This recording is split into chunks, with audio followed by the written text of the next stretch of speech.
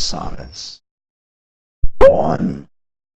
From fairest creatures we desire,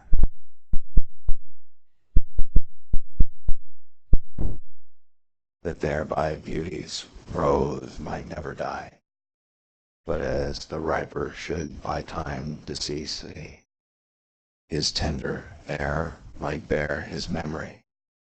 But thou contracted to thine own bright eyes, feeds thy light's flame with self-substantial fuel, making a famine where abundance lies.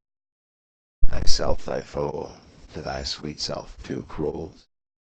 Thou that art now the world's fresh ornament, and only herald to the gaudy spring, within thine own bud bearest thy content, and tender churl waxed waste in niggarding. Pity the world, or else this glutton be, to eat the world's due by the grey, and thee, too, when 40 winters shall besiege thy brows, and dig deep trenches in thy beauty's fields.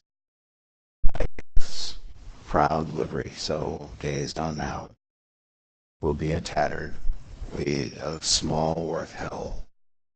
Then being asked where all thy beauty lies, where all the treasure of thy lusty days, to say within thine own deep sunken eyes, were an all-eating shame and thriftless praise.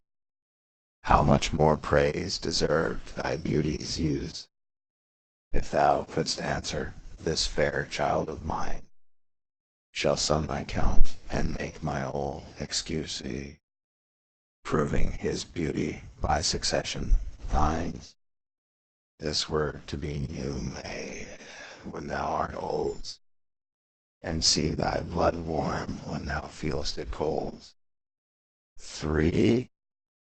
Look in thy glass, and tell the face thou viewest. Now is the time that face should form another, as fresh repair. Now thou not renewest. Thou dost beguile the world unblessed some mother.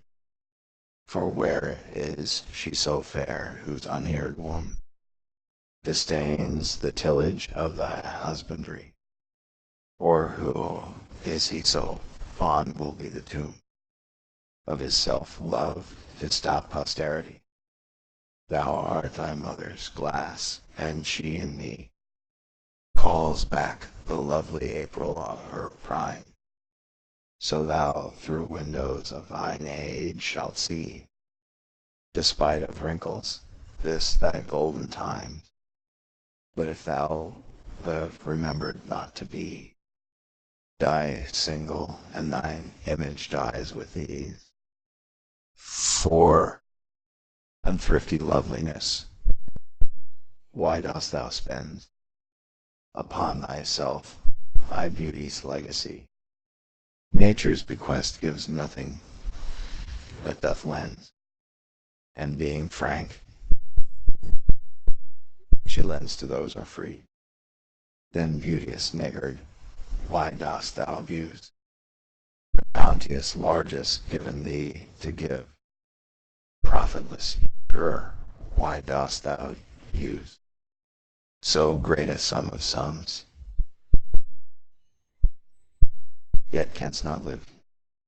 For having traffic with thyself alone, thou thyself, thy sweet self, dost deceive.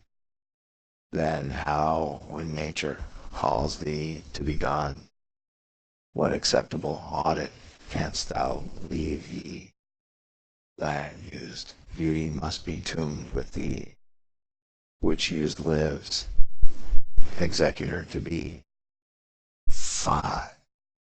Those hours that with gentle work did frame the lovely days where every eye doth dwell, will play the tyrants to the very fame, and that unfair which fairly doth excel. For never resting time leads summer on to hideous winter, and confounds him there, sap checked with frost, and lusty leaves quite gone. Beauty o'er-snowed and bareness everywhere. Then were not summer's distillation left. A liquid prisoner, pent in walls of glasses. Beauty's effect with beauty were bereft, nor no remembrance what it was. But flowers distilled, though they with winter meet. Leaves but their show, their substance still lives sweet. Then let not winter's ragged hand efface it.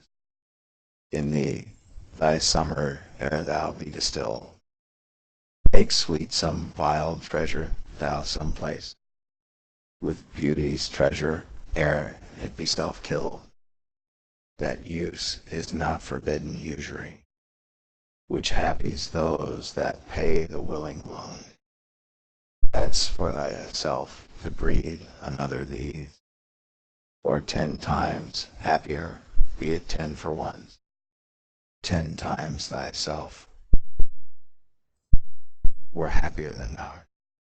If 10 of thine 10 times refigured thee, then what could death do if thou should part, leaving thee living in posterity? Be not self-willed, for thou art much too fair to be death's conquest and make worms thine heir.